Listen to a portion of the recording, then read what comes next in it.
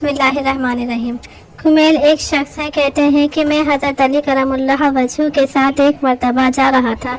وہ جنگل میں پہنچے، پھر ایک مقبرے کی طرف متوجہ ہوئے اور فرمایا، اے مقبرہ والو، اے بوسیدگی والو، اے وحشت اور تنہائی والو، کیا خبر ہے، کیا حال ہے؟ پھر ارشاد فرمایا کہ ہماری خبر تو یہ ہے کہ تمہارے بعد اموال تقسیم ہو گئے، اولاد یتیم ہو گئی، بیویوں نے دوسرے خاوند کر لیے، تو ہماری خبر کچھ اپنی تو کہو۔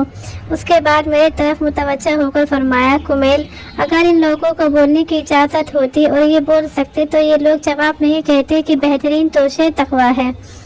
یہ فرمایا اور پھر رونے لگے اور فرمایا، اے کمیل، قبر عمل کا صندوق ہے اور موت کے وقت بات معلوم ہو جاتی ہے، یعنی آدمی جو کچھ اچھا یا برا کرتا ہے وہ اس کی قبر میں محفوظ رہتا ہے جیسا کہ صندوق میں محفوظ رہتا ہے۔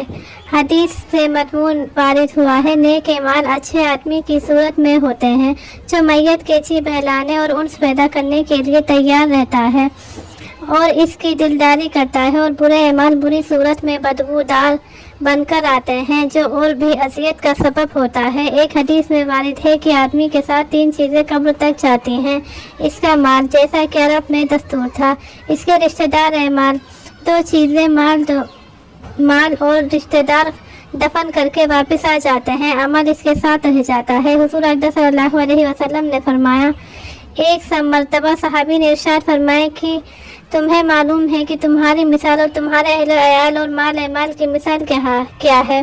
صحابہ نے دریافت فرمانے پر حضور نے ارشاد فرمایا کہ اس کی مثال ایسی ہے جیسے ایک شخص کے 3 بھائی ہوں اور وہ مرنے لگے۔ اس وقت ایک بھائی کو وہ بلائے اور پوچھے کہ بھائی، تجھے میرا حال معلوم ہے کہ مجھ پر کیا گزر رہی ہے، اس وقت تو میری کیا مدد کرے گا؟ وہ جواب دیتا ہے کہ تیری تیمارداری کروں گا، علاج کروں گا، ہر قسم کی خدمت کروں گا، اور جب تو مر جائے گا تو نہلاؤں گا، کفن پہناؤں گا اور کندھے پر اٹھا کر لے جاؤں گا، اور دفن کرنے کے بعد تیرا ذکر خیر کروں گا۔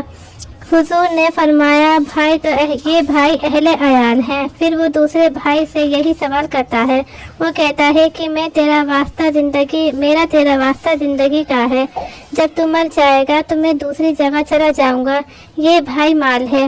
پھر وہ تیسرے بھائی کو بلا کر پوچھتا ہے، وہ کہتا ہے کہ میں قبر میں تیرا ساتھی ہوں، وحشت کی جگہ تیرا دل بہلانے والا ہوں، جب تیرا حساب کتاب ہونے لگے تو نیکیوں کے پلڑے میں بیٹھ کر اس کو جھکاؤں گا، یہ بھائی عمل ہے۔ حضور نے فرمایا، بتلاؤ کون سا بھائی کارآمد ہوا؟ صحابہ نے عرض کیا، رسول اللہ، یہی بھائی کارآمد ہے، پہلے دونوں تو بے فائدہ ہی رہے۔